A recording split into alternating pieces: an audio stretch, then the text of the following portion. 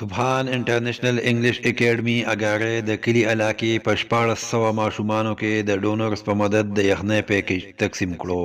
د اکیډمي روح روا مفتی سبحان الله وایي چې په پیکیج کې ګرم بلوزونه، ګرمې ټوپۍ، جورابې او دستانې شامل دي. مفتی سبحان الله وایي چې موږ په اګاره کلی کې د دینی علومو لپاره دارالعلوم اګاره او د دنیاوي علومو لپاره سبحان انټرنیشنل انګلیش اکیډمي چلوو چې دواړه په کامیابی سره روان دي. هغوی وایي چې موږ دینه مخکې صرف د خپلې مدرسې په ماشومانو کې وینټر پیکیج تقسیم کړی وو او دا ځل مو د کلي او علاقې په نورو ماشومانو کې هم دا پیکیج تقسیم کړو. هغوی وایي چې زموږ مقصد دا ماشومان د یخنۍ نه بچ کول دي چې په پوره یکسوۍ سره خپل سبق ووایي. مفتی سبحان الله وایي چې په سبحان انټرنیشنل انګلیش اکیډمي کې د انګلیش لینګویج کلاسونه اخیستل کیږي او اوس پکې د 4م کلاس نه تر 12م کلاس پورې ټیویشن کلاسونه هم سٹارټ دي. هغوی وایي چې دینه پس په موږ د مدرسو په ماشومانو کې کمبل هم مفت تقسیموو. بسم الله الرحمن الرحیم.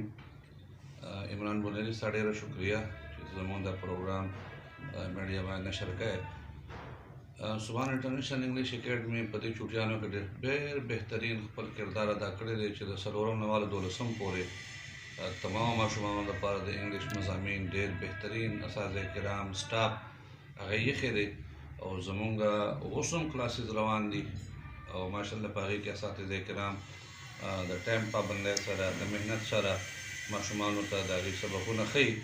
دې سره سره زموږ سبحان انټرنیشنل انګلیش اکیډمي هغې خپل د ماشومانو دپاره بلکې د پوره کلي د ماشومانو دپاره 1600 پیکیج چې کوم دي پیکیجز هغه په وړو تقسیم کړو.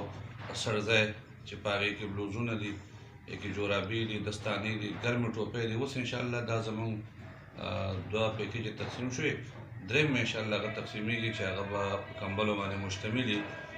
نو زموږ اکیډمي هغه په هر مد کې خپل خدمات ساتي. موږ سره مدرسه ده، په هغې کې سره 300 ماشومان موږ سره سیوا دي، هغې کې 9 استادان دي او ټوټلي دا خو موږ فري درکوو. په دې کې څه د مدرسې فیس وغیره نشته. سبحان انټرنیشنل انګلیش اکیډمي هغه د انګلیش کلاسز هم چلی او چوټیانو کې څه کال ټیویشن هم وچلو او انشاءالله موږ به دا آینده هم جاري او ساري ساتو. نو زه یو پیره د خپلو ملګرو چې هغې د علاقې سره تعاون کوي او د ماشومانو خیال ساتي او هغې ته ډېر څیزونه فراهم کوي. الله دې زموږ د ملګرو دا ورکړه د دې د جذبه همیشه قبوله ساتي او الله دې موږ په تعلیمي میدان کې، تعمیري میدان کې الله دې موږ نور هم مخکې کړي. ډېره مننه، ډېره